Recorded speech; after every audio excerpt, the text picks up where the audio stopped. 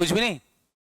चलो तो अभी देखो जरा, cash flow statement accounting standard 3, मैंने आपसे बोला था इन जनरल इसमें जो आप प्रैक्टिस करोगे वो एमसीक्यू क्वेश्चन की ज्यादा करना, क्योंकि मैक्सिमम अटेम्प्ट में आजकल एमसीक्यू पूछ रहे हैं, पर डिस्क्रिप्टिव भी पूछ रहे हैं। तो डिस्क्रिप्टिव के अंदर वो 10 मार्क्स या फिर 14 मार्क्स का अगर क्वेश्चंस देते हैं तो फिर वो लेंदी क्वेश्चंस होगा, या फिर स्मॉल क्वेश्चंस होगा तो नॉर्मल इंफॉर्मेशन गिवन होगी जिस बेसिस पर आपको कैश फ्लो स्टेटमेंट बनाना रहेगा। सबसे पहले अगर मैं कैश फ्लो की बात करूं तो कैश फ्लो स्टेटमेंट कौन सी कंपनीज को नहीं बनाना पड़ता है? अच्छा, 1% कंपनी, स्मॉल कंपनी, और बोलो गवर्नमेंट कंपनी और प्राइवेट स्टार्टअप कंपनीज। इसके अलावा ये accounting standard 3 is not applicable to MSME. क्या ये बात समझ में आएगी? नहीं, छोटे इंटरप्राइजेस पर भी ये एप्लीकेबल नहीं होगा। सबको याद रहेगा कि नहीं? उनको भी कैश फ्लो स्टेटमेंट बनाने की जरूरत नहीं है। That chapter is very easy chapter, ध्यान रखना, बहुत सबसे सरल चैप्टर है, बट इसको प्रॉपर्ली आप डील करो तो ज्यादा बेटर है। इसके बाद आता है बेटा क्या, why the cash flow is required, cash flow बनाने की जरूरत क्या है। तो कैश फ्लो हमको ज्यादा अच्छी इंफॉर्मेशन देता है बजाय की प्रॉफिट एंड लॉस अकाउंट के, क्योंकि पी&एल अकाउंट अक्रूअल बेसिस पर बनता है। और अक्रूअल बेसिस का मतलब क्या है कि पैसा आया हो चाहे नहीं आया हो, लेकिन आपने तो सेल बुक कर ली, लेकिन धंधा इससे चलता है कि पैसों से चलता है? क्या लिक्विडिटी होना जरूरी है? लिक्विडिटी की सही इंफॉर्मेशन कि कितना एक्चुअल में धंधे से आपने कमाया, ये कहां से पता चलेगा? कैश फ्लो स्टेटमेंट से। तो cash flow statement is very very important कि भैया कैश फ्लो स्टेटमेंट दे। और कैश फ्लो स्टेटमेंट हमको कई चीजें अंडरस्टैंड कराता है, जैसे लिक्विडिटी प्रॉब्लम तो नहीं चल रही है, understanding of cash generation, cash कहां कहां से जनरेट हो रही है, कैश का यूटिलाइजेशन कहां कहां किया हुआ है, इसके अलावा फाइनेंशियल ट्रेड, फाइनेंशियल रिस्क कितनी है, कितना इनको पैसा चुकाना पड़ रहा है, डिसीजन मेकिंग ऑफ फाइनेंशियल, इन सब केसेस में हमारा कैश फ्लो क्या करता है बेटा? हेल्प करता है। इसके बाद अगर हम AS33 की बात करें तो AS3 कैश फ्लो को 4 पार्ट में डिवाइड कर देता है। आपको पता है कुछ चीजें वो बोलता है कैश एंड कैश इक्विवेलेंट है, जिसमें हमारे ओपनिंग बैलेंस और closing balance of cash and bank balance आ जाते हैं। इसके अलावा वो बोलते हैं कि भाई धंधे से कितना कैश जनरेट किया वो बता दो, उसको हम कौन सी एक्टिविटी बोलते हैं बेटा? ऑपरेटिंग। इसके अलावा आपने इन्वेस्टमेंट एक्टिविटी में कितना इन्वेस्टमेंट कर रखा है धंधे में, या फिर अदर देन धंधा कितना इन्वेस्ट कर रखा है, वो कौन सी एक्टिविटी में चला जाता है? इन्वेस्टमेंट। और चौथी कौन सी है? फटाफट बोलो। फाइनेंशियल एक्टिविटी, मतलब आप पैसा कहां से और लेके आए हो, वो कौन सी एक्टिविटी डील करती है? फाइनेंशियल। इसमें मैंने आपको बताया था ऑपरेटिंग एक्टिविटी को कैलकुलेट करने की 2 मेथड्स हैं। कौन कौन सी? डायरेक्ट और इनडायरेक्ट। हालांकि बताओ सारे बच्चे, बताओ ये जो हैं कौन कौन सी? फटाफट बोलो। इन्वेस्टमेंट और कौन सी? फटाफट बोलो। फाइनेंसिंग। इन पे तो हमेशा ही कौन सी मेथड लगती है? इनको तो हम डायरेक्टली मेथड से ही कैलकुलेट करते हैं, बोलो। But important is that direct method कब लगाना है और इनडायरेक्ट मेथड कब लगाना है ऑपरेटिंग एक्टिविटी की। तो मैंने आपको बताया था कि देखो भैया, डायरेक्ट मेथड से भी बोलती है कि देखो आप जो है, जो कंपनियां लिस्टेड कंपनियां हैं या बड़ी कंपनियां हैं, उनको तो हमेशा ही इनडायरेक्ट लगेगी। लेकिन IRDA जो कि इंश्योरेंस कंपनी को डील करता है, वो बोलता है भैया इंश्योरेंस कंपनी पे कौन सी मेथड लगेगी? जोर से बोलो। डायरेक्ट मेथड लगेगी। तो इंश्योरेंस कंपनी को डायरेक्ट मेथड से बनाना पड़ता है, बाकी सारी कंपनियां कौन सी मेथड लगाती हैं? इनडायरेक्ट। इसलिए अकाउंटिंग स्टैंडर्ड 3 में कितने फॉर्मेट दिए हुए हैं बेटा? 2 फॉर्मेट दिए हुए हैं, एक कौन सा? डायरेक्ट मेथड का, और दूसरा कौन सा? इनडायरेक्ट मेथड का। सबसे पहले हम इन 4 चीजों को एक बार डील कर लेते हैं तो हमको बात समझ में आएगी। उसमें सबसे पहले चीज आती है बेटा कैश एंड कैश इक्विवेलेंट। भाई क्या होता है कैश एंड कैश इक्विवेलेंट? तो मैंने बोला था कैश का मतलब यहां पर कैश इन हैंड और बैंक बैलेंस है, जिसको आप डिमांड डिपॉजिट्स भी बोल सकते हो।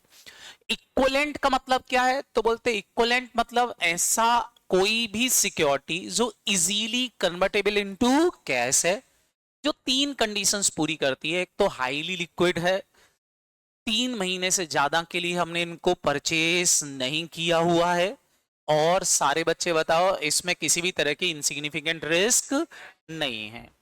बात समझ में आई कि नहीं? तो ऐसी सिक्योरिटीज को हम क्या बोलते हैं? फटाफट बोलो। इक्विवेलेंट। जिसमें आ जाती है जैसे कि आपने फिक्स डिपॉजिट FD कर रखे हैं 3 महीने की। बात समझ में आएगी नहीं? या फिर गवर्नमेंट सिक्योरिटीज में पैसा लगा रखा है, डिवेंचर, ऐसे डिवेंचर खरीद रखे हैं जो अभी 3 महीने में ही रिडीम होने वाले हैं, समझ में आ रहा कि नहीं, प्रेफरेंस शेयर्स खरीद रखे हैं जो 3 महीने में ही क्या होने वाले हैं, रिडीम होने वाले हैं, जिनका मार्केट वैल्यू पे कोई ज्यादा फर्क नहीं पड़ेगा। तो ऐसी सिक्योरिटीज को कौन सी सिक्योरिटीज बोल देते हैं, फटाफट बोलो, मार्केटेबल सिक्योरिटीज। लेकिन ध्यान रखेंगे इन्वेस्टमेंट इन इक्विटी शेयर्स यहां से कवर नहीं होते। क्यों नहीं होते? क्योंकि उसमें रिस्क होती है। क्या होती है बेटा? रिस्क होती है। जैसे एक क्वेश्चन है स्टडी मटेरियल के अंदर, इन्होंने पूछा है कि भैया कंपनी एक्स ने परचेज किए हैं डिवेंचर 10 लाख के वाई लिमिटेड के, जो कि रिडीम होने वाले हैं विद इन 3 मंथ में। आपसे पूछे हैं बताओ AS3 के हिसाब से ये क्या है, तो भैया सबसे पहले आंसर में इन्होंने यही बताया कि कैश एंड कैश इक्विवेलेंट होता क्या है। फिर उन्होंने बोला कि चूंकि 3 महीने के अंदर अंदर रिडीम होने वाले हैं तो ये कैश एंड कैश इक्विवेलेंट माने जा सकते हैं। लेकिन अगर आपने इनको लॉन्ग टर्म पर्पस से खरीदा है तो फिर ये कहां चले जाएंगे, इन्वेस्टमेंट एक्टिविटी में चले जाएंगे, फिर ये यहां पर कंसीडर नहीं होंगे।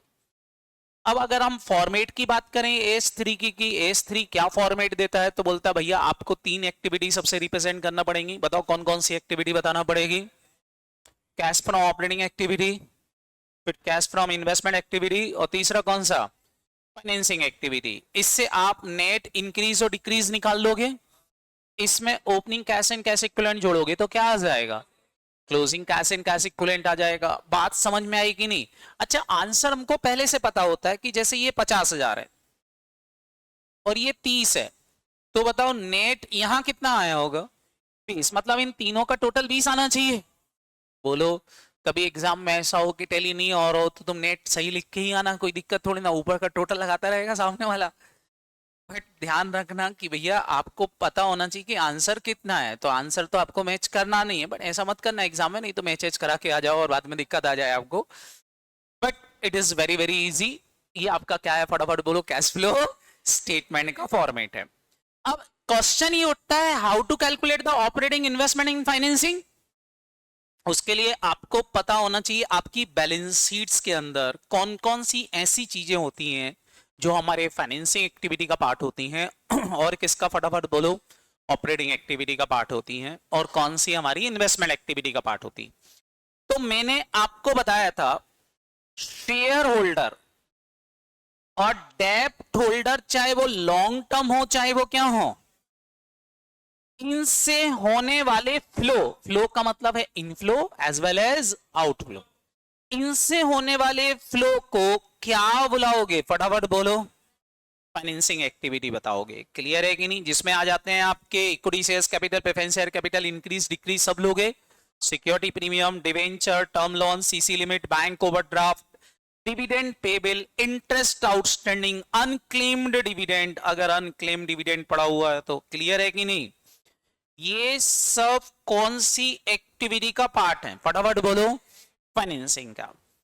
इसके अलावा फिक्स असेट, चाहे वो टेंजेबल हो चाहे वो इंटेंजिबल हो, इन्वेस्टमेंट चाहे वो नॉन करेंट हो या करेंट हो, या आपने किसी को लोन दिया है इंटरेस्ट कमाने के लिए, अक्रूड इंटरेस्ट जो कि इन लोन या इन्वेस्टमेंट पे अक्रूड हुआ है। क्या ये बात समझ में आएगी नहीं? ये सब कौन सी एक्टिविटी का पार्ट होंगे? इन्वेस्टमेंट। मैंने आपसे बोला था फिक्स एसेट, इन्वेस्टमेंट और लोन गिवन, इन 3 चीजों से रिलेटेड जो भी फ्लो ऑफ कैश होगा वो सब क्या कहलाएगा? इन्वेस्टमेंट। इसके अलावा धंधा, धंधा मतलब बिजनेस। बिजनेस किससे कर रहे हो आप बेटा? डेटर, क्रेडिटर, स्टॉक, और ये normal income of the business. तो करेंट असेट्स और करेंट लायबिलिटी जितनी भी होंगी, बताओ वो कौन सी एक्टिविटी में जाएंगी? ऑपरेटिंग में। और 3 चीजें हमारी यहां पर कैश एंड कैश इक्विवेलेंट में आएंगी, वो कौन सी हो गई, फटाफट बोलो, कैश एंड हैंड, बैंक और मार्केटेबल सिक्योरिटी। मार्केटेबल सिक्योरिटी वही है जिसको हमने कैश इक्विवेलेंट अभी पढ़ा था। समझ में आया कि नहीं? बोलो। तो ध्यान रखेंगे डेप्ट होल्डर और शेयर होल्डर से रिलेटेड इनफ्लो और आउटफ्लो क्या हो गए?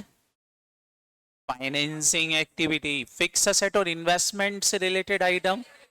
उसके अलावा बैलेंस शीट में जो बच गए वो सब ऑपरेटिंग एक्टिविटीज में चले जाएंगे। क्लियर है कि नहीं? ऐसे ही पीएनएल में, पीएनएल में जो आपके धंधे की ऑपरेटिंग इनकम है, क्या है, फटाफट बोलो, ऑपरेटिंग इनकम है, लाइक सेल और अदर ऑपरेटिंग इनकम जैसे कि ट्रेड कमीशंस वगैरह हो गया, सीओजीएस लाइक परचेज। बात समझ में आएगी नहीं? एडमिनिस्ट्रेशन एक्सपेंसेस, ऑफिस एक्सपेंसेस जैसे सैलरी, कमीशन, रेंट वगैरह जो भी आप पे कर रहे हो ऑफिस चलाने के लिए, सेलिंग डिस्ट्रीब्यूशन एक्सपेंसेस, एडवर्टीजमेंट का जो भी खर्चा कर रहे हो, क्लियर है कि नहीं? तो धंधे के ऑपरेटिंग से रिलेटेड सारी चीजें कौन सी एक्टिविटी में जाएंगी? ऑपरेटिंग में जाएंगी। अगर पी एंड एल के आइटम की बात करें तो, क्लियर है कि नहीं? और सारे बच्चे बताओ, इंटरेस्ट, प्रीमियम और रिडम्पशन, डिविडेंड, ये कौन सी एक्टिविटी से रिलेटेड हो गए? फाइनेंसिंग, क्योंकि लोन लिया होगा इसलिए इंटरेस्ट दे रहा है, शेयर होल्डर को डिविडेंड दिया होगा, क्लियर है कि नहीं? सेम यहां पर interest receive, dividend receive, rent receive, profit on sale of fix asset, investment वगैरह, ये कौन सी एक्टिविटी में जाएंगे? इन्वेस्टमेंट एक्टिविटी के आइटम होते हैं, क्लियर है कि नहीं? तो आपको पता होना चाहिए पी&एल में कौन सा आइटम कौन सी एक्टिविटी का पार्ट होता है, क्लियर है कि नहीं? तो ये हमारे कुछ चीजें जो आपको पता होना चाहिए थी कि भैया कौन सी चीज ऑपरेटिंग है कौन सी है। एक इंपॉर्टेंट बात ध्यान रखना, रेंट रिसीव, रेंट रिसीव तो क्या है, फटाफट बोलो, इन्वेस्टमेंट है। But rent paid is operating, rent paid क्या है, फटाफट बोलो, ऑपरेटिंग है। याद रहेगा कि नहीं? क्यों रेंट रिसीव इन्वेस्टमेंट क्यों है? क्योंकि रेंट तभी रिसीव होता है जब हमने कहीं इन्वेस्टमेंट कर रखा हो। बट रेंट पेड तो शॉप वगैरह किराए पे ली रखी हो सकती है कि नहीं, तो धंधा करने के लिए ली होगी। तो रेंट पेड हमेशा कौन सी एक्टिविटी में जाएगा? ऑपरेटिंग में जाएगा। अब आपको मैंने आपसे बोला था ये पी&एल कौन से बेसिस पे बनता है बेटा? तो पी&एल में जो भी खर्चा दिया होगा वो सब कौन से बेसिस पर होगा? अक्रूअल। जैसे इंटरेस्ट कौन से बेसिस पर होगा? अक्रूअल। मैंने आपसे बोला था अक्रूअल को आपको कैश फ्लो में लिखने के लिए क्या करना पड़ेगा? कैश बेसिस पे कन्वर्ट करना पड़ेगा। उसका एक सरल तरीका मैंने आपको बताया था कि पी&एल के आइटम में क्या कर दो, ओपनिंग बैलेंस जो बैलेंस शीट में दे रखा है उस खर्चे का वो प्लस कर देना, और क्लोजिंग क्या कर देना, तो अपने आप ही क्या आ जाएगा, फटाफट बोलो, कैश बेसिस आ जाएगा। उसको हम बैलेंस शीट से कहां दिखा देंगे, सीधा फटाफट बोलो कैश फ्लो स्टेटमेंट में। याद आया कि नहीं? तो इसको हम इस तरह से करेंगे। अब कुछ आइटम ऐसे होते हैं जो कि नॉन कैश होते हैं। क्या होते हैं, फटाफट बोलो, नॉन कैश। मतलब उन ट्रांजैक्शन में कोई कैश का इनफ्लो और आउटफ्लो नहीं होता है। ऐसे आइटम को हम कभी भी कैश फ्लो में कंसीडर नहीं करेंगे। जैसे for example depreciation on PP, amortisation of intangible asset, preliminary expenses write off, discount on issue of debenture write off, loss on sale of fixed asset investment, कोई नया प्रोविजंस बनाया आपने, discount allow, bad debts, ये सब क्या है, जोर से बोलो, नॉन कैश है। इनको हम डायरेक्ट मेथड से अगर कैश फ्लो बना रहे हैं, कौन सी मेथड से, तो इनको कभी कंसीडर नहीं करेंगे। लेकिन अगर आप इनडायरेक्ट मेथड से कर रहे हो, रिवर्सल तरीके से कैश फ्लो बना रहे हो, तो क्या करना पड़ेगा, इनको नॉन कैश आइटम मानकर profit before tax and extraordinary item में प्लस करना पड़ेगा, क्योंकि ये पी&एल में चले गए होंगे, क्लियर है कि नहीं? सेम ऐसा ही नॉन कैश इनकम भी होती है। जैसे प्रोविजन का रिवर्सल कर दिया, प्रोविजन का क्या कर दिया है, रिवर्सल कर रखा है आपने, या आपने गवर्नमेंट ग्रांट को क्या कर रखा है, अमोर्टाइज करके पी&एल में ला रखा है, या डिस्काउंट रिसीव हुआ है। तो ये कौन सी इनकम है, फटाफट बोलो, नॉन कैश इनकम। अगर ये हम डायरेक्ट मेथड से क्वेश्चन सॉल्व करें तो इनका कुछ करने की जरूरत नहीं है, बोलो। लेकिन इनडायरेक्ट से करोगे तो इनको क्या करना पड़ेगा बेटा, माइनस करना पड़ेगा। These item is non cash item. सबको याद रहेगा कि नहीं? उसके बाद बेटा यहां आता है आपके बोनस शेयर्स आपने इशू कर रखे हैं, या फिर आपने शेयर्स या डिवेंचर इशू करके कोई फिक्स असेट वगैरह खरीद रखी है, तो ये भी नॉन कैश आइटम है, क्योंकि आपने फिक्स असेट खरीदी, बदले में शेयर दे दिए, तो ना पैसा आया ना पैसा गया। ये किसी भी एक्टिविटी में नहीं आएंगे, चाहे आप डायरेक्ट मेथड से करो चाहे आप इनडायरेक्ट, ये कभी भी कैश फ्लो में कंसीडर नहीं होते। सबको समझ में आया कि नहीं? These item is non cash item.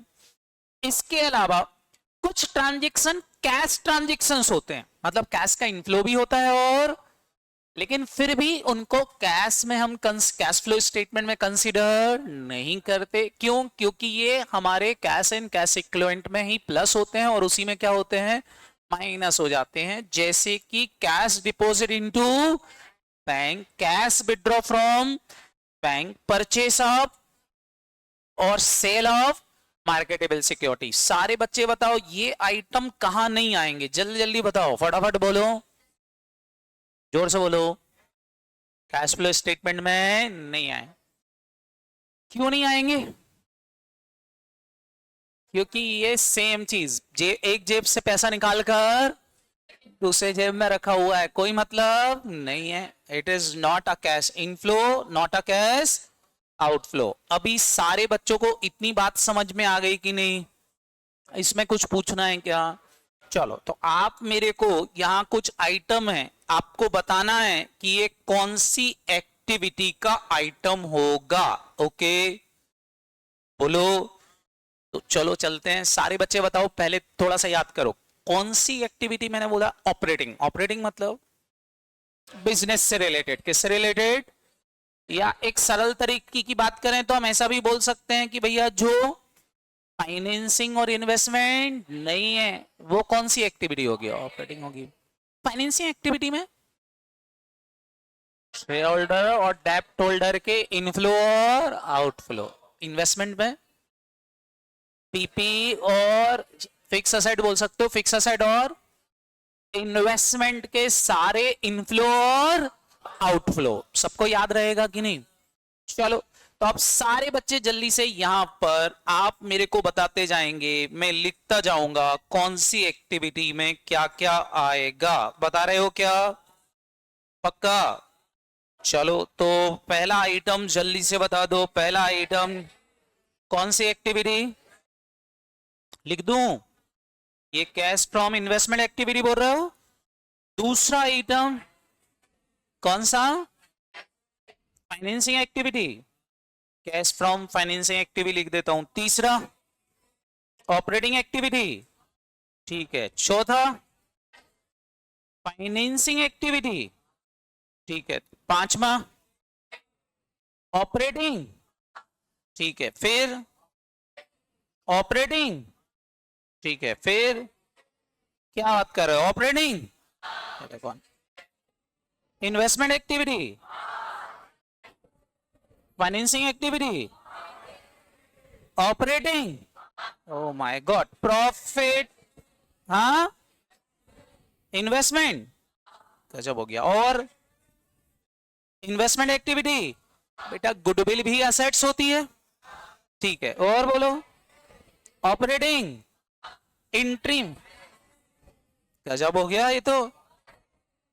और बोलो इन्वेस्टमेंट इधर, फाइनेंसिंग डिवेंचर लिखा दिख रहा है ना? पक्का इन्वेस्टमेंट इधर। कौन सा? फाइनेंसिंग इधर। और बोलो, और बोलो पक्का ये भी इन्वेस्टमेंट। और बोलो, अरे गजब। और लास्ट ये फाइनेंसिंग। और बोलो, हाँ, ये अंडर राइटिंग। अंडर राइटर कहां अपॉइंट होते हैं? शेयर्स और डिवेंचर इशू करते हैं वहां पर, तो शेयर और डिवेंचर से रिलेटेड खर्चे। ए भगवान, बताओ। ऑपरेटिंग बोल दिया था। हाँ, इधर पक्का ब्रोकरेज। हाँ, गजब हो गया। और बोलो financing, cash credit. Cash credit मतलब लोन टेकन। सारे बच्चे ध्यान रखना, लोन लिया। बोलो financing. Short term deposits. Deposit मतलब समझते हो? एफडी कर दी तो इन्वेस्टमेंट एक्टिविटी। बोलो, लेकिन 3 महीने से कम की होती तो? हाँ, highly liquid marketable security without changing cash and cash refund of income tax receive. पक्का? अभी समझ में आ गया? कर लोगे तो पहचानना सीख गए। हम फॉर्मेट देख लेते हैं। किसका? फटाफट बोलो। कैश फ्लो का। अभी आप मेरे को बताएं, कैश फ्लो में ऑपरेटिंग एक्टिविटी अगर मैं डायरेक्ट मेथड से सॉल्व करूं, कौन सी मेथड से? तो डायरेक्ट मेथड में एक तो कैश सेल आती है, एक आता है कलेक्शन फ्रॉम डेटर और बीआर। ये मैंने आपको निकालना सिखाया था। कैसे करोगे? ओपनिंग डेटा ले लोगे, उसमें जोड़ दोगे क्या? Credit sale. बोलो हाँ है ना? ये क्रेडिट सेल कहां मिलेगी, पी&एल में या क्वेश्चन में? याद आया? अगर कोई बैड डेप्स हुआ है, क्या हुआ है फटाफट बोलो? बैड डेप्स, और डिस्काउंट दिया है, तो सारे बच्चे बताओ वो प्लस करोगे कि माइनस करोगे? माइनस, क्योंकि उतना पैसा मिला नहीं है। तो बैड डेप्स और क्या माइनस कर दोगे? डिस्काउंट। याद आया कि नहीं? और माइनस कर दोगे कौन सा? Closing balance. तो सारे बच्चे बताओ क्या हमको कलेक्शन फ्रॉम डेटर आ जाएगा कि नहीं? बोलो करते बनेगा। सेम ऐसा ही परचेस में, कैश परचेस तो क्वेश्चन में गिवन होगी, बट क्रेडिट परचेस के लिए जो क्रेडिटर को पेमेंट किया होगा वो भी कैसे निकालोगे? ऐसे ही क्या करोगे? ओपनिंग बैलेंस लोगे, उसमें क्या जोड़ोगे? क्रेडिट परचेस, माइनस कर दोगे डिस्काउंट रिसीव, और माइनस कर दोगे क्लोजिंग बैलेंस। तो आपको क्या मिल जाएगा? जोर से बोलो।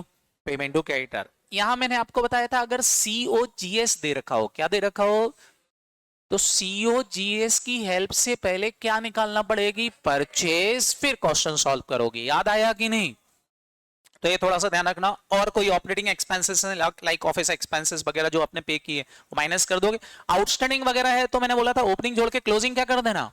माइनस। इसके अलावा हमारा आ जाएगा cash from operating activity before tax. इसमें हम इनकम टैक्स पे जो किया वो माइनस कर देंगे, इनकम टैक्स जो रिफंड आया है वो प्लस कर देंगे। तो हमारे पास cash from operating activity before EOI आ जाएगी, और इसमें से हम EOI एक्स्ट्राऑर्डिनरी आइटम जो भी हमारे होंगे उनको या तो हम प्लस कर देंगे या फिर माइनस। तो हमारी कैश फ्रॉम ऑपरेटिंग एक्टिविटी आ जाएगी। ये कौन सी मेथड थी? डायरेक्ट। इनडायरेक्ट मेथड में हम उल्टा चलते हैं। अभी ध्यान से सुनना, डायरेक्ट मेथड में जो आइटम आ गए वो इनडायरेक्ट में नहीं आएंगे। बोलो, क्योंकि ये उल्टी मेथड है, मैंने आपको सिखाई थी, P&L का रिवर्सल होती है। बोलो, तो यहां हम क्या नहीं लेंगे? डायरेक्ट वाले। लेकिन अगर डायरेक्ट वाला कोई आइटम आप यहां ले रहे हो तो वो प्लस भी करोगे और माइनस भी करोगे, जैसे कि एक्स्ट्राऑर्डिनरी आइटम। बोलो, यहां देखो एक्स्ट्राऑर्डिनरी आइटम का सिंगल इफेक्ट आया खाली, जबकि यहां एक्स्ट्राऑर्डिनरी आइटम प्लस भी होगा और माइनस भी होगा। क्लियर है कि नहीं? तो सारे बच्चे बताओ, सबसे पहले हम क्या लेंगे? Profit after tax. ये हमारे बैलेंस शीट में दिया रहेगा या SPL में दिया रहेगा, ले लो। इसमें जोड़ दोगे क्या? Provision for tax, extraordinary item अगर लॉस बाय फायर है, इनकम टैक्स रिफंड और एक्स्ट्राऑर्डिनरी इनकम है तो क्या कर दोगे? माइनस। तो आपके पास क्या आएगा? Net profit before tax and. अब इसमें आपको कुछ चेंजेस करना है। क्या क्या करना है फटाफट बोलो? वो नॉन कैश और नॉन ऑपरेटिंग आइटम जो कि P&L में चले गए, कहां चले गए हैं? ध्यान रखना, नॉन कैश भी वही लेना है जो P&L में गए हैं, नॉन ऑपरेटिंग भी वही लेना है जो P&L में गए हैं। उन आइटम को क्या कर दोगे यहां पर? अगर खर्चे हैं तो प्लस, इनकम है तो आपके पास यहां क्या आ जाता है? Operating profit before working capital changes. ये आपके अक्रूअल बेसिस वाला होता है।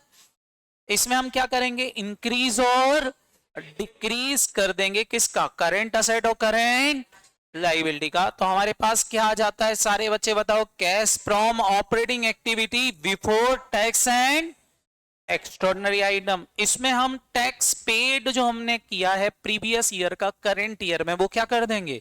माइनस। इनकम टैक्स रिफंड आया था तो क्या कर देंगे? प्लस। तो हमारे पास कैश बिफोर एक्स्ट्राऑर्डिनरी आइटम आ जाएगा। फिर ऊपर अगर एक्स्ट्राऑर्डिनरी लॉस हमने प्लस किए थे तो नीचे क्या हो जाएंगे? माइनस। ऊपर हमने गेन क्या किया था? माइनस। तो नीचे क्या कर दोगे? प्लस। तो हमारे पास कैश फ्रॉम ऑपरेटिंग एक्टिविटी आ जाएगी। ये कौन सी मेथड हो गई बेटा? इनडायरेक्ट। इन्वेस्टमेंट एक्टिविटी में क्या आएगा? तो इन्वेस्टमेंट एक्टिविटी में मैंने आपसे बोला था फिक्स एसेट और इन्वेस्टमेंट से रिलेटेड आइटम। फिक्स एसेट की परचेस और सेल, इसके अलावा इन्वेस्टमेंट की परचेस और सेल, और इन इन्वेस्टमेंट पर हमको इंटरेस्ट, डिविडेंड और रेंट मिला होगा तो वो भी आएगा। तो हम यहाँ यही लेंगे, cash flow arising from fix asset, investment और लोन गिवन टू अदर, जो भी है उनसे रिलेटेड चीजें। इसमें हमारी फिक्स एसेट की परचेज, इन्वेस्टमेंट की purchase, goodwill purchase, sale of fix asset, sale of investment तो आएगी, गुडविल सोल्ड आएगी। बताओ, इंटरेस्ट रिसीव में थोड़ा सा पॉइंट। इंटरेस्ट रिसीव आपको क्वेश्चन में नेट दिया रहेगा जिसमें से TDS माइनस हो गया होगा, आप क्या करोगे, उसको इनर कॉलम में टीडीएस जोड़ोगे और ग्रॉस अमाउंट निकालोगे और ग्रॉस अमाउंट में से टीडीएस नेट करके रिप्रेजेंट करोगे। क्लियर है कि नहीं? डिविडेंड रिसीव दिखाओगे, रेंट रिसीव दिखाओगे, इसके अलावा tax on capital profit, tax on capital gain. अगर कैपिटल गेन टैक्स है तो यही माइनस होगा क्योंकि फिक्स असेट सेल करने या इन्वेस्टमेंट सेल करने पे लगा होगा। बोलो। इसके अलावा ग्रांट रिसीव हुई है फिक्स असेट खरीदने के लिए तो वो भी यही दिखाओगे। तो हमारे पास आ जाएगा cash from investment activity before EOI. अब इसमें हम ईओआई एडजस्ट कर देंगे, जैसे गवर्नमेंट ग्रांट रिफंड करना पड़ी तो वो क्या कर दोगे यहां से माइनस, या इंश्योरेंस क्लेम मिला है किस चीज का, लॉस हुआ था, बिल्डिंग में आग लग गई थी, प्लांट में आग लग गई थी, मतलब किसी फिक्स असेट पे कोई लॉस हुआ था उसका क्लेम मिला है, क्या कर दोगे यहीं प्लस। तो हमारे पास क्या आ जाएगी cash from investment activity. Financing activity में मैंने आपको बोला डेप्ट होल्डर और शेयर होल्डर, इसमें आ जाएगी cash proceeds for issue of shares. ये रिडम्पशन बायबैक किया है तो क्या हो जाएगा माइनस, आपने कोई लोन लिया है तो वो भी क्या हो जाएगा प्लस, लोन का रीपेमेंट किया है क्या हो जाएगा माइनस। अब इन जो लोन लिए थे इस पे इंटरेस्ट डिविडेंड जो भी दिया वो क्या कर दोगे minus, dividend pay dividend, distribution tax दिया है वो भी क्या हो जाएगा यहां से माइनस, कोई ग्रांट रिसीव हुई है प्रोमोटर्स कंट्रीब्यूशन की तो वो यहीं आएगी, आपका आ जाएगा cash from operating activity, sorry financing activity. याद रहेगा कि नहीं? बोलो किसी को कोई डाउट? ये हमारे फॉर्मेट थे तीनों एक्टिविटीज के, क्लियर है कि नहीं? अब इसमें हमको किस तरह से, एक और बच गया कौन सा, कैश एंड कैश इक्विवेलेंट, इसको हम कैसे प्रेजेंट करेंगे, इसका एक वर्किंग नोट बनाएंगे, ओपनिंग का टोटल अलग निकालेंगे, क्लोजिंग का, और फिर ये कहां लिख देंगे बेटा कैश फ्लो में। क्लियर है कि नहीं? तो हमारे 3 नोट बनेंगे। 3 नोट कौन कौन से बनेंगे, एक नोट कौन सा बनेगा ऑपरेटिंग का, दूसरा नोट किसका बनेगा, और तीसरा कौन सा, और चौथा कैश एंड कैश। और फिर ये सब निकाल के हम इस फॉर्मेट में वैल्यू क्या कर देंगे, फटाफट बोलो, फिट कर देंगे। तो बताओ क्या हमारा कैश फ्लो टेली हो जाएगा, काम खत्म। क्लियर? अब इसमें आते हैं मेन पॉइंट एडजस्टमेंट। क्या आते हैं बेटा? एडजस्टमेंट, जो हमको बेसिकली पढ़ना है, जिसके लिए हम इकट्ठे हुए हैं।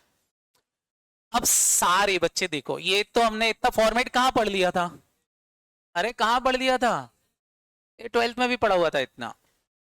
अब जरा यहां एक एक करके पॉइंट देख लो। सबसे पहला पॉइंट आता है इंटरेस्ट, डिविडेंड और रेंट रिसीव का। तो आप सबसे पहले तो ये देखोगे ये इंटरेस्ट किससे मिल रहा है।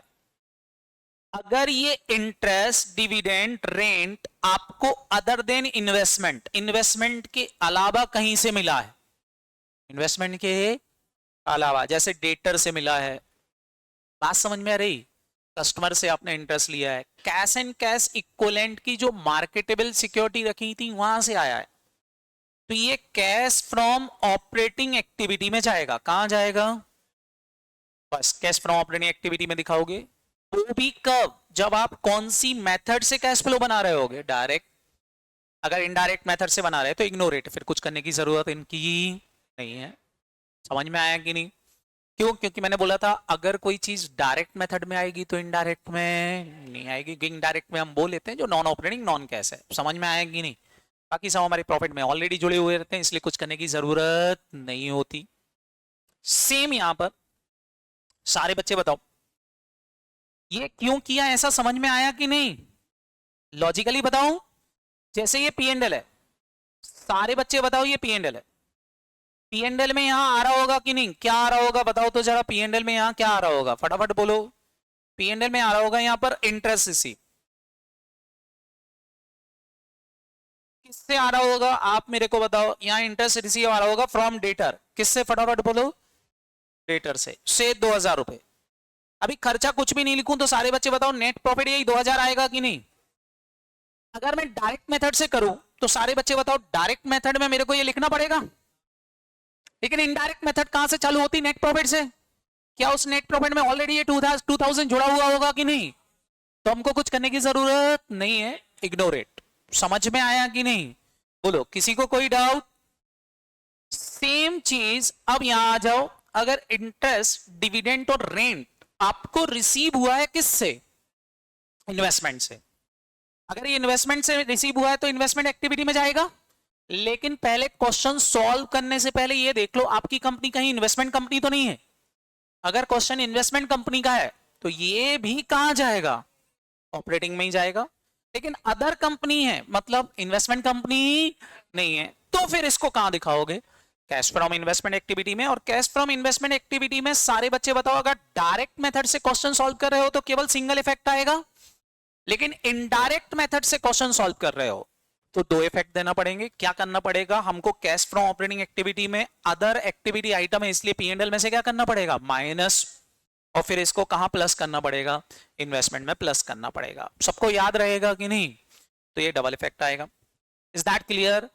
तो ये पहला एडजस्टमेंट किसका हो गया, इंटरेस्ट, डिविडेंड और रेंट का।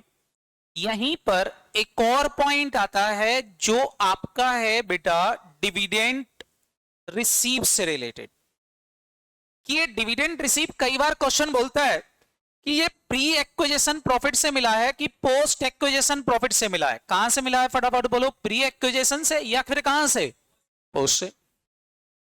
कई बार क्वेश्चन ऐसा बोलता है। तो सारे बच्चे ध्यान रखेंगे, अगर ये प्री एक्विजिशन प्रॉफिट से मिला है, कहां से मिला है, अगर ये डिविडेंड प्री एक्विजिशन प्रॉफिट से मिला है तो इन्वेस्टमेंट में तो जाएगा ही जाएगा, उसमें कोई दिक्कत नहीं है।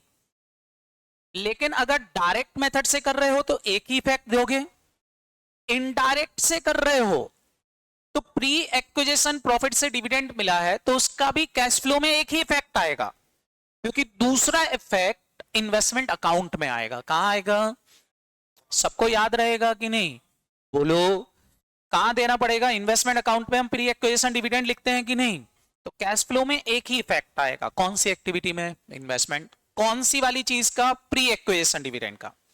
लेकिन पोस्ट एक्विजिशन डिविडेंड है, डायरेक्ट मेथड से करते हो तो एक ही इफेक्ट आएगा, ये भी इन्वेस्टमेंट एक्टिविटी में जाएगा, कैश फ्रॉम इन्वेस्टमेंट में। लेकिन अगर इनडायरेक्ट मेथड से कर रहे हो तो इसके दो इफेक्ट आएंगे, क्योंकि ये पीएनएल में गया होगा। क्या करोगे, ऑपरेटिंग एक्टिविटी में से क्या करोगे, माइनस, और कहां जोड़ोगे, इन्वेस्टमेंट। कुल मिला के ध्यान से समझो, चाहे डिविडेंड प्री से मिला हो चाहे पोस्ट से मिला है, रिसीव तो हुआ है कि नहीं, तो इन्वेस्टमेंट में तो इनफ्लो दिखाना ही है। लेकिन साथ ही साथ ये भी सोचना है कि इसके दो इफेक्ट देना है कि एक ही देना है। तो प्री एक्विजिशन का एक ही इफेक्ट आता है कैश फ्लो में। बात समझ में आएगी नहीं, क्यों, क्योंकि दूसरा इफेक्ट कौन से अकाउंट में जाता है, इन्वेस्टमेंट में।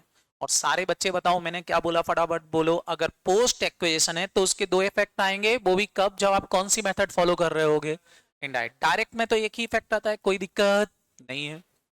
सबको समझ में आया कि नहीं, आया ना। तो ये डिविडेंड से रिलेटेड कॉन्सेप्ट है जिसको आपको ध्यान रखना। अब यहां पर आप इन्वेस्टमेंट अकाउंट भी बनाते हो, क्या बनाते हो फटाफट बोलो, इन्वेस्टमेंट। इन्वेस्टमेंट अकाउंट क्यों बनाते हैं, फॉर कैलकुलेशंस ऑफ परचेस और सेल ऑफ इन्वेस्टमेंट। क्लियर है कि नहीं, सारे बच्चे बताओ। हमारा ओपनिंग बैलेंस डेबिट होगा, क्लोजिंग बैलेंस क्रेडिट में लिखोगे। अगर पी एक्विजिशन डिविडेंड मिला है तो यहां क्रेडिट कर दोगे। इन्वेस्टमेंट सोल्ड किए हैं तो सेल प्राइस लिखोगे। अब सेल प्राइस लिखने पे इन्वेस्टमेंट पे क्या हो सकता है, प्रॉफिट भी हो सकता है और लॉस भी हो सकता है। अगर हमको क्या हुआ है फटाफट बोलो, प्रॉफिट हुआ है तो डेबिट में लिख दोगे, लॉस हुआ है तो कहां लिख दोगे, क्रेडिट में। सारे बच्चे बताओ, यहां डिफरेंस आएगा, वो डिफरेंस हमारा क्या कहलाएगा, जोर से बोलो, परचेस। क्या कहलाएगा, परचेस। अगर क्वेश्चन बोलता है इन्वेस्टमेंट का रिवैल्यूएशन करना है तो रिवैल्यूएशन भी लिख देंगे, किस नाम से, कैपिटल रिजर्व्स के नाम से। समझ में आया कि नहीं आया, बोलो रे। अभी यहां इंपॉर्टेंट बात, इस लॉस का या ये प्रॉफिट का ट्रीटमेंट क्या होगा। तो जो लॉस और प्रॉफिट का ट्रीटमेंट हम इन्वेस्टमेंट कर रहे हैं, सेम फिक्स असेट का भी होता है। तो थोड़ा सा ध्यान रखना, अगर loss on sale of investment या फिक्स असेट्स है, डायरेक्ट मेथड से क्वेश्चन सॉल्व कर रहे हो, कौन सी मेथड से, इग्नोर, वो लॉस और प्रॉफिट हमारे कोई काम का नहीं। लेकिन अगर इनडायरेक्ट मेथड लगा रहे हो तो एक ही इफेक्ट देना है ऑपरेटिंग एक्टिविटी में, इसको क्या कर दोगे, लॉस को प्लस, क्योंकि दूसरा इफेक्ट इन्वेस्टमेंट अकाउंट में आ गया है, बोलो। लेकिन profit on sale of investment और फिक्स असेट्स है। तो यहां ध्यान से सुनना, दो तरह के क्वेश्चन आते हैं। कई बार क्वेश्चन बोलता है कि ये profit on sale of investment transfer कर दिया था, कहां पर, कैपिटल रिजर्व में, या क्वेश्चन साइलेंट होता है। अगर क्वेश्चन स्पेसिफाई कर रहा है इसको कैपिटलिज्म में भेज दिया था, तो चाहे आप डायरेक्ट मेथड से करो चाहे इनडायरेक्ट से, इसका कुछ करने की जरूरत नहीं है। लेकिन अगर क्वेश्चन साइलेंट है तो दो इफेक्ट देते हैं इसके। क्या करोगे सारे बच्चे बताओ, क्या सॉरी, अगर क्वेश्चन साइलेंट है तो क्या करेंगे? डायरेक्ट मेथड है तो इग्नोर करेंगे, लेकिन इनडायरेक्ट है तो ऑपरेटिंग एक्टिविटी में से क्या कर देंगे? इसको माइनस, क्योंकि अदर एक्टिविटी आइटम है। क्लियर है कि नहीं? तो ये हमारा प्रॉफिट और लॉस का हो गया। किसका? फटाफट बोलो। इन्वेस्टमेंट का। इसके अलावा नेक्स्ट आइटम की बात करें तो नेक्स्ट आइटम आता है हमारा इंटरेस्ट पेड। क्या आता है? जोर से बोलो। अभी इंटरेस्ट पेड में भी थोड़ा सा ध्यान दें। अगर इंटरेस्ट का पेमेंट हमने क्रेडिटर या इनकम टैक्स का किया है तो सारे बच्चे ध्यान रखना, ये कौन सी एक्टिविटी में आएगा? ऑपरेटिंग में आएगा। क्लियर है कि नहीं?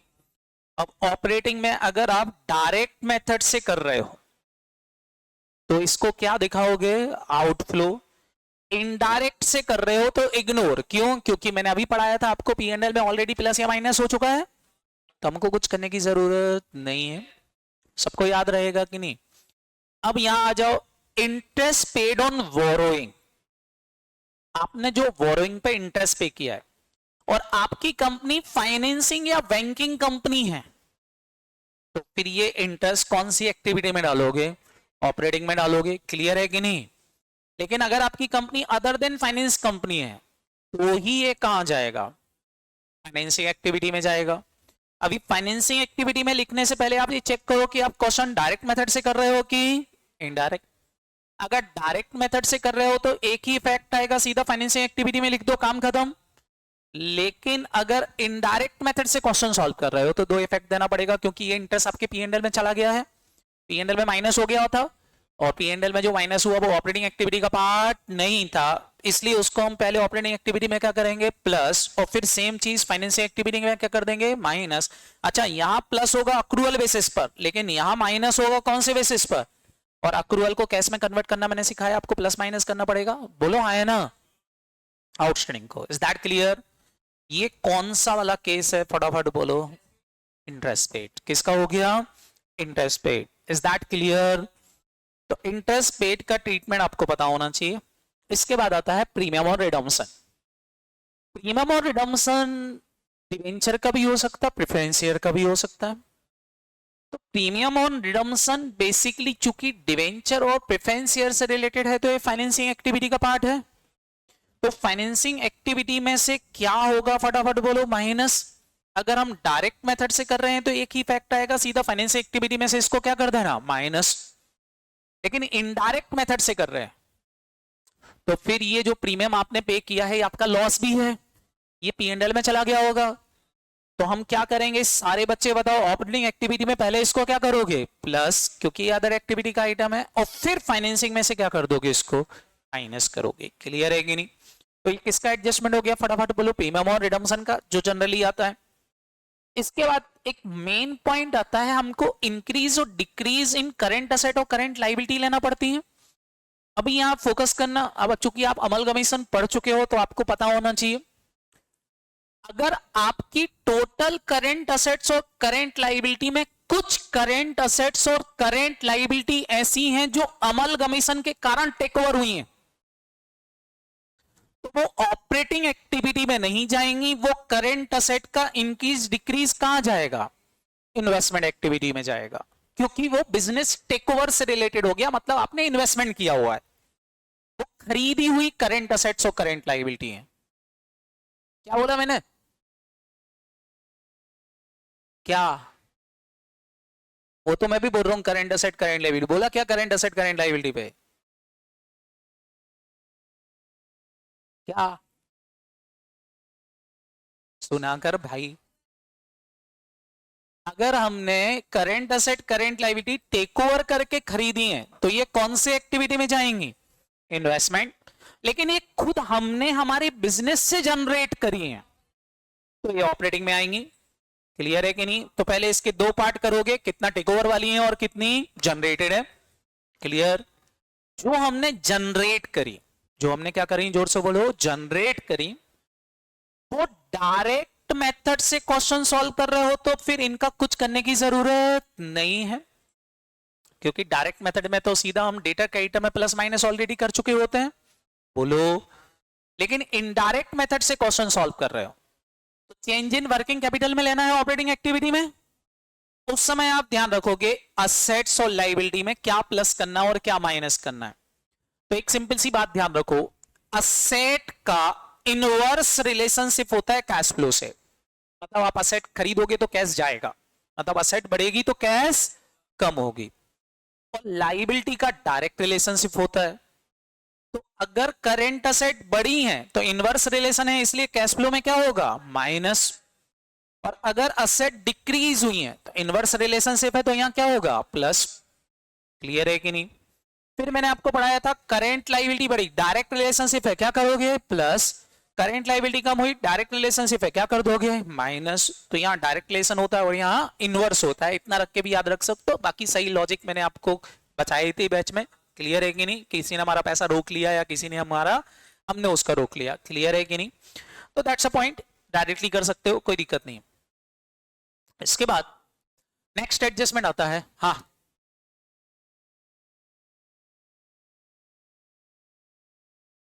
ऑपरेटिंग में जाएगा। चलो यहां देखो, सारे बच्चे बताना इनकम टैक्स।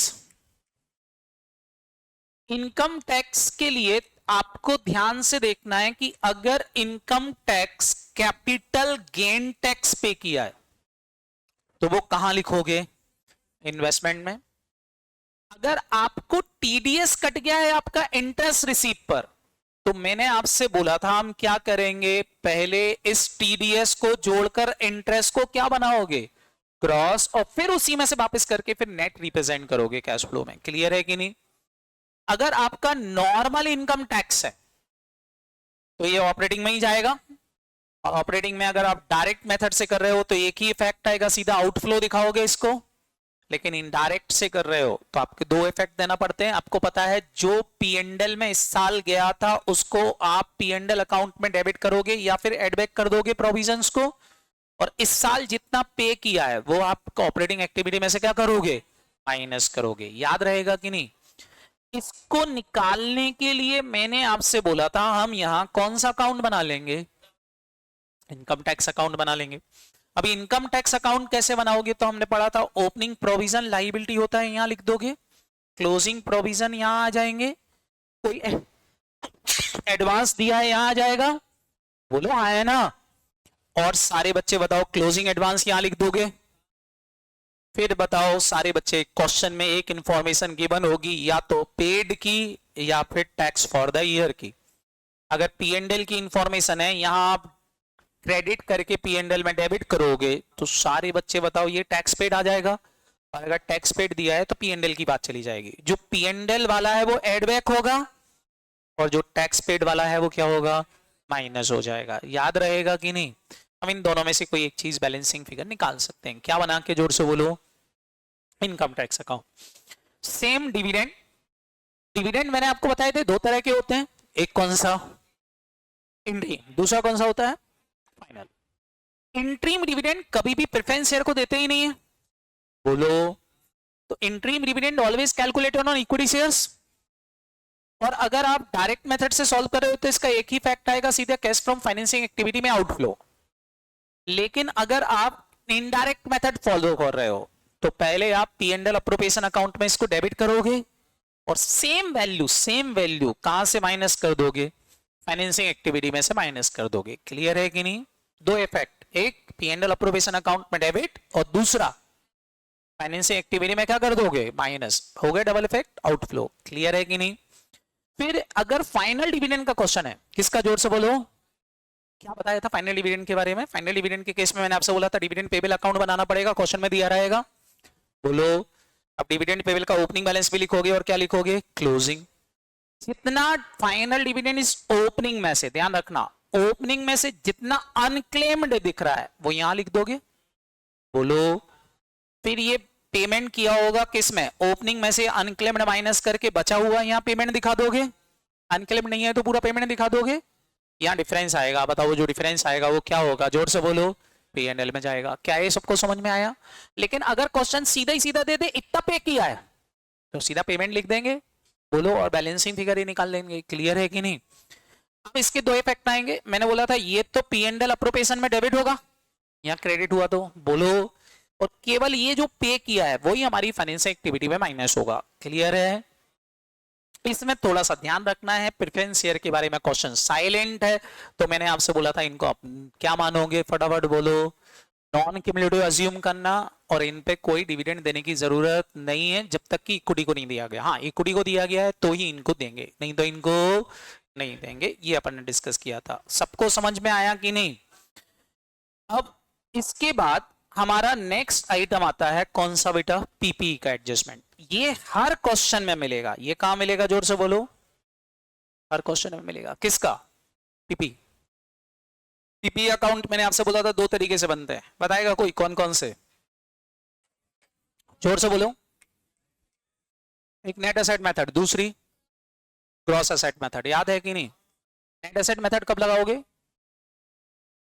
जब क्वेश्चन में एक्यूमुलेटेड डेप्रिसिएशन का ओपनिंग और क्लोजिंग नहीं दिया हो। देखो नीचे एक्यूमुलेटेड दिया वो काम का नहीं है, वो तो सोल्ड असेट का होगा। हमको ओपनिंग और क्लोजिंग चाहिए सारी असेट का। अगर दिया है तो ही ग्रॉस मेथड लगाएंगे, नहीं तो कौन सी मेथड? नेट। मैंने आपको सिखाया था नेट एसेट मेथड में सिंपल सा। अब यहां देखना, बहुत सारे बच्चे इसमें गलत कर रहे हैं। अकाउंट बनाना ही है भैया, डायरेक्ट मत करना, नंबर नहीं मिलेंगे एग्जाम में।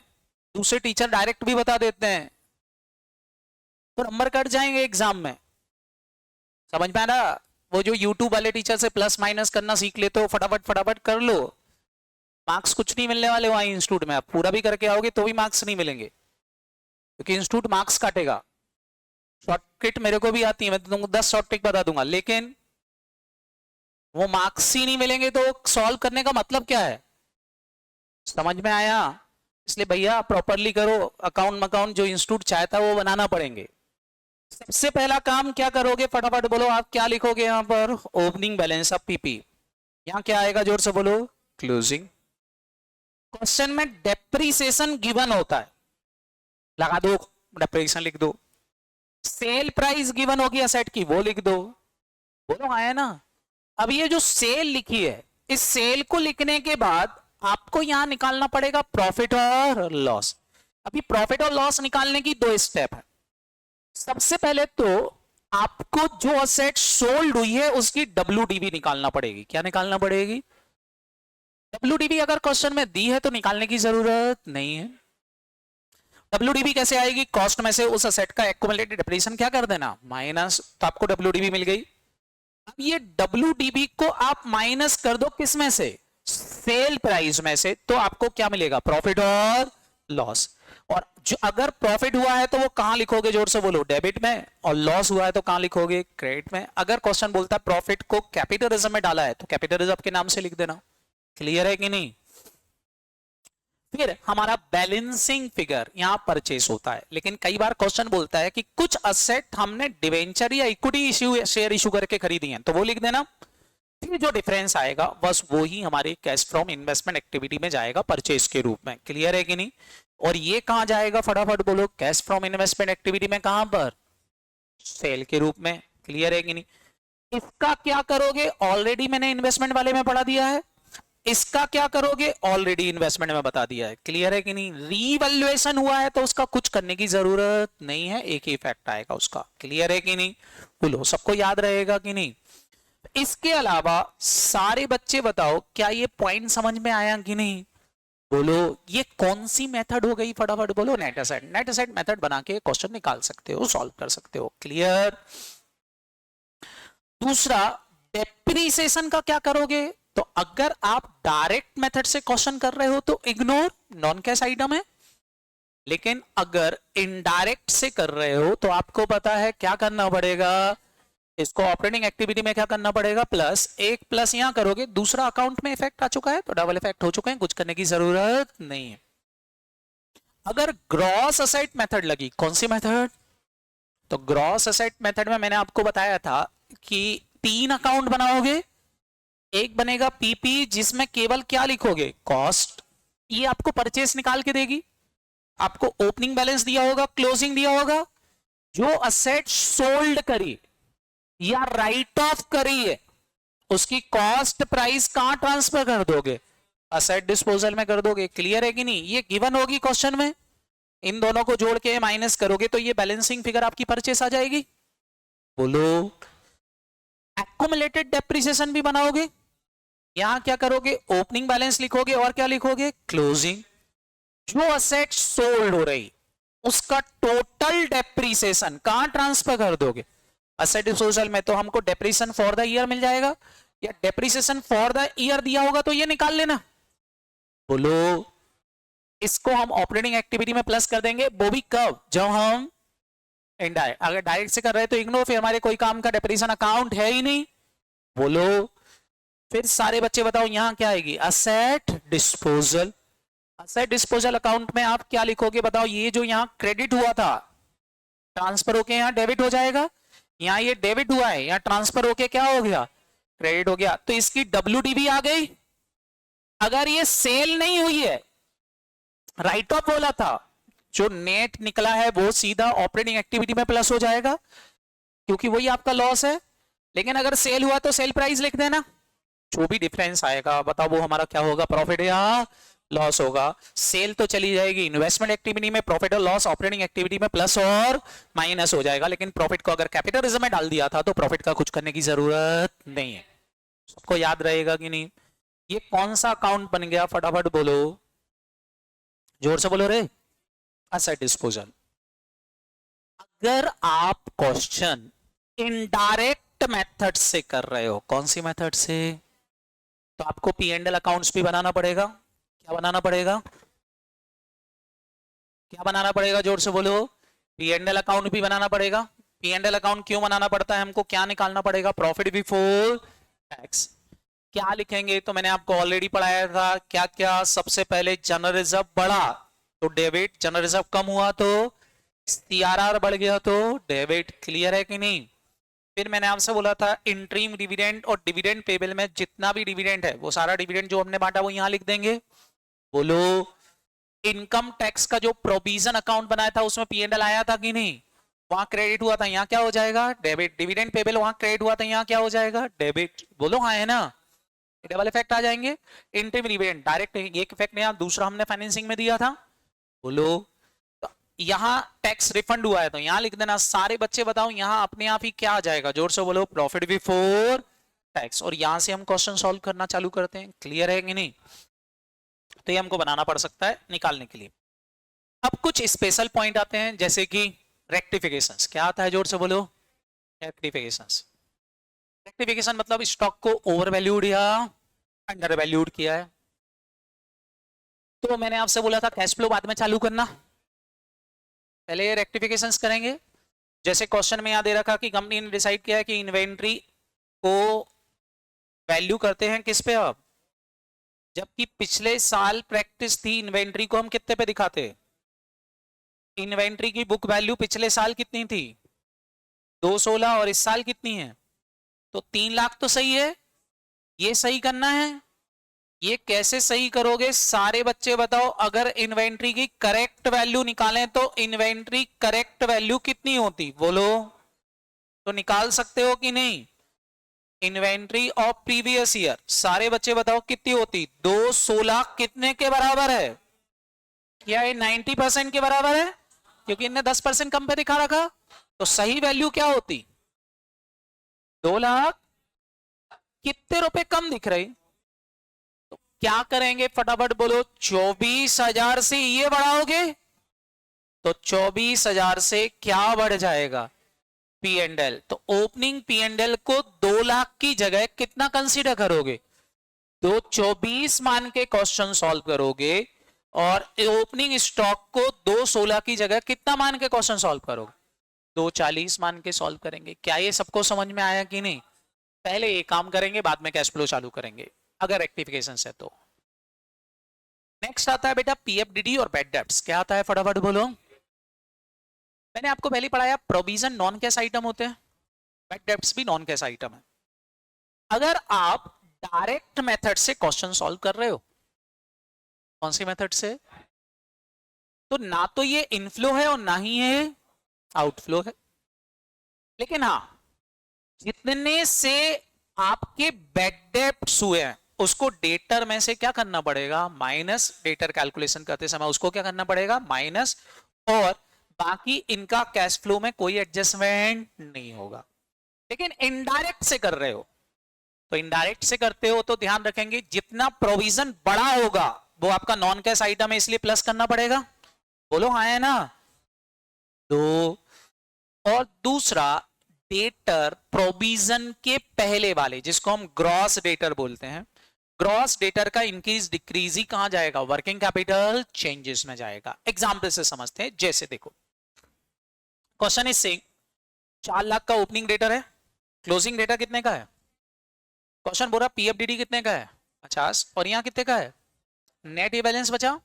पहली बात तो ये नेट कोई काम का नहीं है, समझ में आया कि नहीं। हमारे काम की चीजें ग्रॉस वैल्यूज है, क्लियर है कि नहीं। नीचे क्वेश्चन बोल रहा है बैड डेट्स राइट ऑफ किए थे कितने रुपए के, 40,000 के। 40,000 के हमने बैड डेट्स क्या कर दिए थे, फटाफट बोलो, राइट ऑफ किए थे। अब आपका धर्म कर्म क्या है, सबसे पहले हम बैलेंसेस को सही करेंगे। कौन से बैलेंस को, ओपनिंग। तो मैं 2 वर्किंग नोट बनाऊंगा, एक बनाऊंगा डेटर का, एक बनाऊंगा पीएफडीडी का। ओपनिंग डेटा थे कितने के, कितने के राइट ऑफ हो गए, तो 40,000 से बैड डेट राइट ऑफ करके कितने बचे। अब ये जो बैड डेट्स हुए कहां से सेट अप हुआ होगा, पीएफडीडी से। तो हमने पीएफडीडी में से बैड डेट्स माइनस कर दिया, तो प्रोविजन कितना बचा होगा, 10। अब 2 एडजस्टमेंट देना है, जितने से प्रोविजन बढ़ा, कितने से बढ़ा, फटाफट बोलो, जोर से बोलो। ये नॉन कैश आइटम है, इसको ऑपरेटिंग एक्टिविटी में क्या कर दोगे, प्लस। फिर जितने से ग्रॉस डेटर बढ़े, ये चेंज इन इन्वेंट्री में आ जाएंगे, sorry change in working capital में आ जाएंगे, तो इसको हम चेंज इन वर्किंग कैपिटल में दे देंगे इफेक्ट। क्लियर है कि नहीं, बोलो, इज दैट क्लियर। इसके अलावा नेक्स्ट आइटम कौन सा है, गवर्नमेंट ग्रांट। सारे बच्चे बताओ, गवर्नमेंट ग्रांट मैंने अलग अलग बताई थी। अगर गवर्नमेंट ग्रांट फिक्स असेट से रिलेटेड है कहां दिखाओगे, अगर गवर्नमेंट ग्रांट कैपिटल कंट्रीब्यूशन या प्रोमोटर्स कंट्रीब्यूशन है तो फाइनेंसिंग में दिखाओगे। लेकिन अगर गवर्नमेंट ग्रांट के बारे में क्वेश्चन कुछ नहीं बोल रहा तो कौन सी एक्टिविटी में, ऑपरेटिंग में दिखाओगे। क्लियर है कि नहीं। यहां ध्यान रखना, ऑपरेटिंग में अगर आप इसको दिखा रहे हो डायरेक्ट मेथड से कर रहे हो, कहां से कर रहे हो, तो फिर इसको लिखोगे। लेकिन अगर इनडायरेक्ट से कर रहे हो तो इग्नोर, कि ऑलरेडी वो प्रॉफिट में जुड़ी हुई होगी, कुछ करने की जरूरत नहीं है। समझ में आया कि नहीं, बोलो। कई बार क्वेश्चन के अंदर आपको गवर्नमेंट ग्रांट अमोर्टाइज दी रहती है, अमोर्टाइज करने का मतलब होता है राइट ऑफ करना, समझ को आया कि नहीं।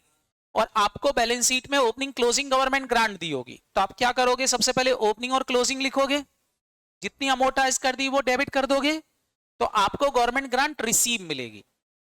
ये जो गई है ये ऑपरेटिंग एक्टिविटी में नॉन कैश आइटम है, वहां से क्या करोगे, माइनस, और कितना प्लस करोगे उसकी जगह, 18 लाख प्लस करेंगे। बात समझ में आएगी कि नहीं, बोलो। अरे हाँ है ना, तो ये माइनस करके ये प्लस करना है। क्लियर, बोलो, बनेगा कि नहीं। और अगर ये फिक्स असेट से रिलेटेड है तो प्लस कहां होगी, सारे बच्चे बताओ, प्लस कहां होगी, इन्वेस्टमेंट में प्लस होगी। और अगर ये किससे रिलेटेड है, फाइनेंस से रिलेटेड है, तो प्लस कहां होगी, फाइनेंस में ही होगी। बट ये ऑपरेटिंग वाली चीज माइनस होगी ऑपरेटिंग में से जो अमोर्टाइज हुई है। क्लियर है कि नहीं, तो ये अकाउंट बनाना पड़ सकता है। और लास्ट एडजस्टमेंट आपका आता है कौन सा, एक्सचेंज डिफरेंस। मैंने आपको बताया था कि अगर एक्सचेंज डिफरेंस है, क्या है, जोर से बोलो, और आप डायरेक्ट मेथड से कर रहे हो क्वेश्चन, तो इसका एक ही इफेक्ट दोगे, opening cash and cash equivalent में प्लस या माइनस, बोलो। लेकिन अगर इनडायरेक्ट से कर रहे हो तो ये नॉन कैश आइटम है, इसलिए अगर ये बढ़ गया है तो क्या करोगे, फटाफट बोलो, कैश फ्रॉम ऑपरेटिंग एक्टिविटी में से क्या करोगे, माइनस, और opening cash and cash equivalent में प्लस, याद रहेगा। और अगर ये घर गिर गया है तो यहां क्या करोगे, प्लस, और यहां क्या कर दोगे, माइनस, याद रहेगा कि नहीं, बोलो। ये किसका डिफरेंस बताया था, एक्सचेंज डिफरेंस। क्लियर है कि नहीं। बस ये थे हमारे सारे एडजस्टमेंट, कुल मिला के कितने एडजस्टमेंट है, 17। समझ में आए कि नहीं। A17 एडजस्टमेंट अगर तुमको आते हैं तो फिर कैश फ्लो के क्वेश्चंस में कोई दिक्कत नहीं होना चाहिए। हाँ जी, कुछ बोल रहे थे आप। एडजस्टेड परचेस मतलब सीओ जीएससी है एक तरह का, क्योंकि डायरेक्ट एक्सपेंसेस क्वेश्चन में होंगे नहीं, अगर दिए हैं तो डायरेक्ट एक्सपेंसेस को कंसीडर नहीं करते। तो opening stock plus purchase minus closing stock equal to adjusted purchase. तो आप बताओ बेटा क्या करोगे, फटाफट बोलो। अगर एडजस्टेड परचेस दे रखी है तो आपको जो एडजस्टेड परचेस दे रखी उसमें चेंज इन इन्वेंट्री प्लस और माइनस कर दोगे तो सीधा आपको परचेस मिल जाएगी। और जो परचेस मिलेगी उस परचेस को आप क्या करोगे, फटाफट बोलो। यूज करोगे क्या निकालने के लिए, पेमेंट टू क्रेडिटर। समझ में आया? लिख दूं? लिख दूं? लिख देता हूं, लो। हाँ बोलो, क्या बोल रहे हैं? इधर भी एक कुछ बोल रहे हैं। काय का एक्सचेंज डिफरेंस एक बार बता दो। एक्सचेंज डिफरेंस मैंने आपसे बोला था कि आपने कैश डिपॉजिट कर रखा है कहां पर, फॉरेन में। कहां पर, फटाफट बोलो। किसी फॉरेन करेंसी में या फॉरेन कंट्री में। तो उसका ओपनिंग बैलेंस भी होगा और क्या होगा, क्लोजिंग भी होगा। वो बोलेंगे जब डिपॉजिट किया था तब डॉलर का भाव 60 रुपए था और ईयर एंड पे आके डॉलर का भाव 80 हो गया है। समझ में आया कि नहीं? सारे बच्चे बताओ कितने से डॉलर बढ़ गया। इसको बोलते हैं एक्सचेंज डिफरेंस। अब आपने कितने डॉलर जमा किए थे, से मैंने $5000 जमा किए थे, तो 5000 इंटू 20 कितना हो गया, जोर से बोलो। 1 लाख हो गया। अब 1 लाख रुपए का एडजस्टमेंट करना है। अगर डायरेक्ट मेथड से कर रहे हो तो खाली ओपनिंग बैलेंस में से माइनस कर दें, क्योंकि ओपनिंग बैलेंस रिवैल्यूड नहीं हुआ है। समझ में आ रहा कि नहीं? तो ओपनिंग बैलेंस में सीधा प्लस कर देना, तो ओपनिंग बैलेंस बढ़ जाएगा, काम खत्म हो जाएगा। क्योंकि क्लोजिंग में तो वो ऑलरेडी है, क्योंकि क्लोजिंग बैलेंस तो AS13 के हिसाब से, सॉरी AS11 के हिसाब से ऑलरेडी सही है, बस ओपनिंग सही करना है। बोलो, कर लोगे? लेकिन अगर सारे बच्चे बताओ इनडायरेक्ट से कर रहे हो, तो जो ये एक्सचेंज डिफरेंस होता है AS11 बोलता है इसको P&L में डाल दो, तो P&L में चला गया होगा। अभी जब P&L में चला गया होगा तो ये आइटम कौन सा होता है बेटा, नॉन कैश, क्योंकि पैसा तो कुछ आया नहीं। इसलिए P&L में से क्या करना पड़ेगा, माइनस। और कहां प्लस करोगे, कैश एंड कैश इक्विवेलेंट के ओपनिंग बैलेंस में प्लस कर देना, खत्म। और क्या, बरोबर? समझ में आया कि नहीं?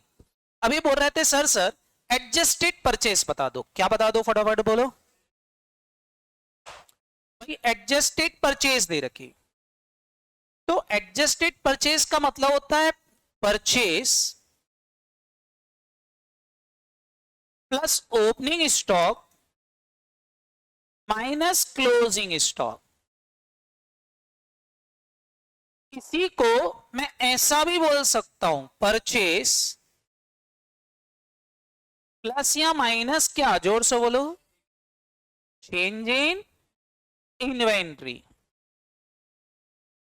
तो अब आपको ये गिवन है, इसकी हेल्प से आप क्या निकाल सकते हो, ये फॉर्मूला लगा के परचेस निकालना, फिर बुक पेमेंट टू क्रेडिटर निकालना। समझ में आया कि नहीं? और अगर COGS दिया है, क्या दिया है, तो COGS का मतलब होता है purchase plus opening stock minus closing stock plus direct expenses. समझ में आया कि नहीं? बोलो। अब ऐसे केस में परचेस निकालने के लिए आपको दो चीजें माइनस करना पड़ेंगी, बताओ क्या क्या। COGS में से क्या माइनस करना पड़ेगा या प्लस करना पड़ेगा, चेंज इन इन्वेंट्री भी, और क्या करना पड़ेगा, डायरेक्ट एक्सपेंसेस भी करना पड़ेंगे। समझ में आया कि नहीं? इतना फर्क होता है COGS और एडजस्टेड परचेस में। सबको समझ में आया कि नहीं? तो क्या मैं सीधा परचेस का फॉर्मूला लिख दूं कि समझ में आ गया, निकाल लोगे? और फिर जो परचेस आएगी उस परचेस में ओपनिंग क्रेडिटर जोड़ेंगे, क्लोजिंग क्रेडिटर माइनस कर देंगे, क्या आ जाएगा, पेमेंट टू क्रेडिटर्स। समझ में आया? पक्का? तो ये था हमारा क्या, कैश फ्लो स्टेटमेंट। अब इसके क्वेश्चन आपको करना है। क्या करना है बेटा? क्वेश्चन। तो मैं आपको स्टडी मटेरियल के कुछ क्वेश्चन गाइड करूंगा कि जो आपको करके ही जाना है। हाँ जी, तो एक्स्ट्राऑर्डिनरी आइटम में दिखाओगे। अभी सारे बच्चे ध्यान से देखना कौन कौन से क्वेश्चन करना है। ये चैप्टर आपको दो जगह मिलेगा, एक AS3 के नाम से और एक थर्ड वाले मॉड्यूल में भी होगा। दोनों से करना है, दोनों में क्वेश्चंस है, नहीं अलग अलग क्वेश्चंस है, दोनों जगह प्रॉपरली करना। अभी जैसे एक क्वेश्चन आपका सबसे पहले मैं ले रहा हूं AS3 वाला पार्ट। कौन सा ले रहा हूं फटाफट बोलो? AS3। AS3 में कौन कौन से क्वेश्चन अच्छे दे रखे हैं वो आप जरा देख लो। छोटे छोटे से क्वेश्चन है, ये MCQ के लिए जरूरी है। किसके लिए बेटा? MCQ। AS3 के क्वेश्चन MCQ के लिए जरूरी है, इसलिए MCQ वाले क्वेश्चन आप सॉल्व करोगे और इसको आप स्टडी मटेरियल से ही सॉल्व करो तो ज्यादा बेटर है, क्योंकि स्टडी मटेरियल इज गुड, अच्छे क्वेश्चंस दे रखे हैं। दूसरे क्वेश्चंस आपको और कुछ करने की जरूरत ही नहीं है। तो ये क्वेश्चन तो मैंने आपको करवा ही दिया है, ये भी करवा दिया है। अब जैसे आप देखो तो यहां पर एक क्वेश्चन मिलता है आपका, ये वाला क्वेश्चन नंबर 5। अब क्वेश्चन नंबर 5 में आपसे क्या पूछा, क्या निकालना है? खाली इन्वेस्टमेंट। ऐसे क्वेश्चन आते हैं 4 नंबर 6 नंबर के। इन जनरल इंस्टीट्यूट अभी ऐसे ही पूछ रहा है कैश फ्लो में, पूरा कैश फ्लो बहुत कम पूछ रहा है। समझ में आया कि नहीं बोलो? तो आपको पता होना चाहिए कौन सी चीज क्या कब कितने इफेक्ट देते हैं। अब इन्वेस्टमेंट एक्टिविटी निकाल रहे हो, एक ही इफेक्ट देना है, दो इफेक्ट देने की जरूरत ही नहीं है, सारे एक ही आएंगे क्योंकि ये डायरेक्ट मेथड से निकलती है। अब इसमें बताना, जैसे प्लांट एक्वायर किया बाय इशूइंग डिवेंचर, ये आएगा क्या? क्यों नहीं आएगा? नॉन कैश हो गया, इसका कुछ करने की जरूरत। अच्छा यहां नहीं आया तो फाइनेंस में आएगा क्या? नहीं, फाइनेंस में उल्टा जितने डिवेंचर इश्यू होंगे उसमें से ये क्या करना पड़ेगा? माइनस और माइनस करके दिखाना पड़ेगा। क्लियर है कि नहीं बोलो? अभी बताओ, claim receive for loss on sale, loss on plant in fire, सारे बच्चे बताओ। ये एक्स्ट्राऑर्डिनरी आइटम है, इसको ऊपर दिखाओगे कि नीचे दिखाएंगे? नीचे। कौन सी एक्टिविटी में? यहीं दिखाएंगे। क्यों? क्योंकि ये प्लांट में आग लगी, अभी बताया था। गुड्स में लगी होगी तो ऑपरेटिंग में जाता। समझ में आ रहा कि नहीं? तो इन्वेस्टमेंट एक्टिविटी में आएगा। और क्या करोगे इसको? माइनस की प्लस, प्लस क्योंकि रिसीव्ड है। Unsecured loan given to subsidy, हमने सब्सिडी को लोन दिया है तो ये भी इन्वेस्टमेंट ही है, ये भी आएगा। इनफ्लो की आउटफ्लो? आउटफ्लो दिखाओगे। समझ में आया कि नहीं? फिर interest on loan received from subsidy, इसी में आएगा। Inflow pre acquisition dividend receive हुआ, इनफ्लो इसी में आएगा। डिवेंचर इंटरेस्ट पे किया, टर्म लोन का पे किया, ये आएगा क्या? Interest receive from investment. अब ये बोल रहा है इतना रिसीव हुआ है, इसमें टीडीएस इतना कट गया है, क्या करोगे? इनर कॉलम में पहले इसमें 8,200 जोड़ दोगे, कितना हो जाएगा ये?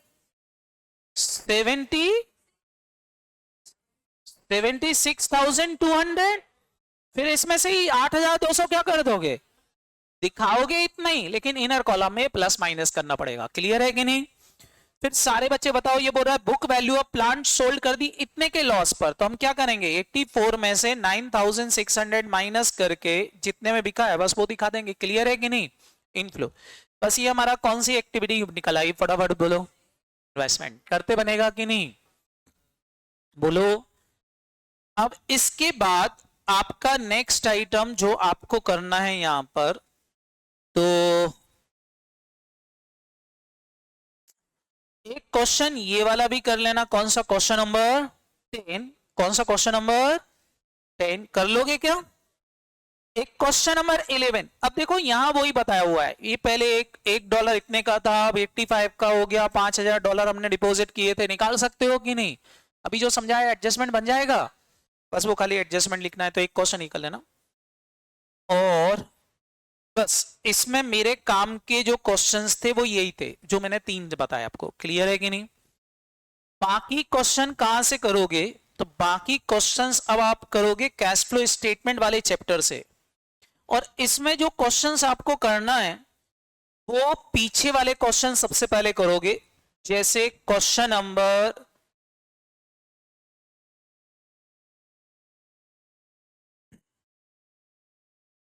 ये वाले क्वेश्चंस, जैसे question number 13, question number 12, question number 11।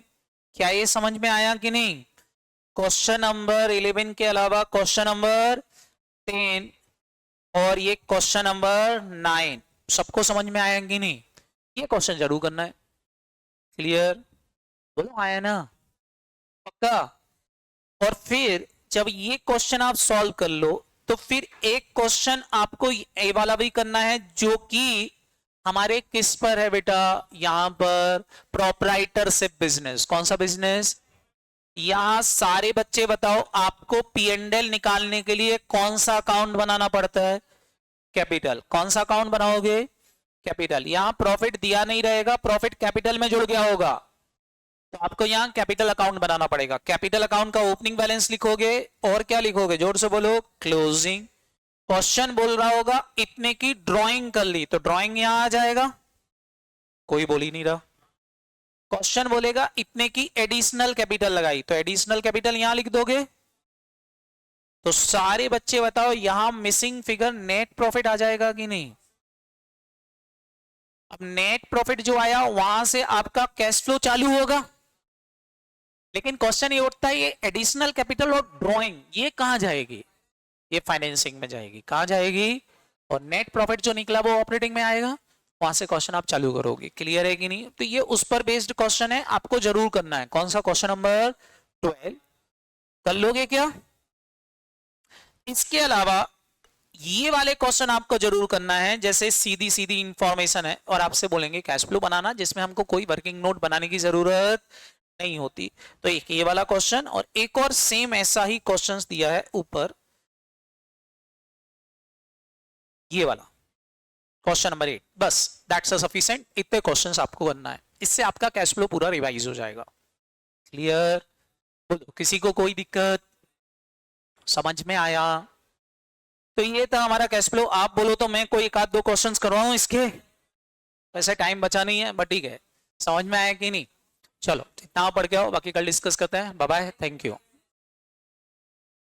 क्या कल टेस्ट है? All the best. टाइमिंग में डाल दूंगा। कितने नंबर का रहेगा? 70 नंबर, मैं पहले ही बोल चुका हूं। अच्छा एक और चीज, टेस्ट में ही चेक करूंगा। ये जो टेस्ट आपके हो रहे हैं मैं ही चेक करूंगा, तो ध्यान रखना आपको सामने बिठा के आपकी खबर ली जाएगी, इसलिए प्रॉपरली जो वर्किंग नोट बनाना है, जैसे बनाना है, सारे चीजें स्टेप बाय स्टेप फॉलो करना। डायरेक्ट करने की जरूरत नहीं है। समझ में आएंगी नहीं? इस टेस्ट को मैं ही चेक करूंगा और आपको पर्सनली बुला के आपको दिखाऊंगा भी कि क्या क्या आपने गलतियां करी हैं। एक बार ये जितने भी टेस्ट होंगे 70-70 नंबर के, मैं ही चेक करूंगा, आपके सामने बैठ के चेक करूंगा, बुला बुला के आपको। क्लियर है कि नहीं? तो थोड़ा सा ध्यान रखना। चलो तो मिलते हैं कल। Bye bye, thank you.